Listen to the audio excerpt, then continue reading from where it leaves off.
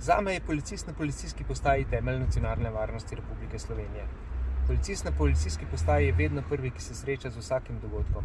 Naj bo to prekršek na cesti, naj bo to intervencija v lokalu, naj bo to nasilje v družini, umor ali ugrabitev. Vse ostale službe v policiji smo ozko specializirane in smo tu samo zato, da v temu prvemu policistu pomagamo zaključiti njegove naloge. Poklic policista je primeren za vsakogar, ki si želi dinamično delo, pomagati ljudem, skrbeti za varnost ljudi in premoženja, preprečevati krivice, za vsakogar, ki si želi zanesljivo službo z zagotovljenim kariernim razvojem v izjemno širokem spektru poklicev v policiji. Praktični del usposabljanja kandidatov za policiste znaša 10 tednov na leto, kar pomeni, da pozimi so 2 tedna na praksi na policijskih postajah, potem je pa razlika od 1. do 2. letnika. V prvem letniku so 8 tednov na policijski postaji v času poletnih počitnic, v času 2. letnika so pa 6 tednov na policijski postaji, 2 tedna pa poteka intenzivno usposabljanje iz policijskih postopkov v Gotenici.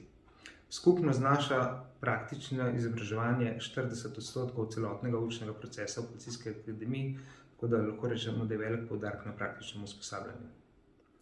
Dober policist mora biti predvsem človek. Zaželeno je, da je policist zavezan k strokovnosti, da je proaktiven pri svojem delovanju, da obvladuje zahtevne situacije, da si želi sodelovati s skupnostjo in da pri svojem delu ravna odgovorno. Kandidati za policiste se že v času šolanja usposabljajo za različne izvajanje policijskih postopkov, od postopkov v prometu do ugotavljanja identitete, odvzema prostosti in podobno, uporabe vseh prisilnih sredstev in tako dalje. Nadalje pa v času službovanja potekajo redna mesečna letna usposabljanja na vseh področjih, tako obnovitvena kot tudi novosti, ki so uvedene pri policijskem delu. V preteklosti je bila to 4-letna srednja šola za policiste.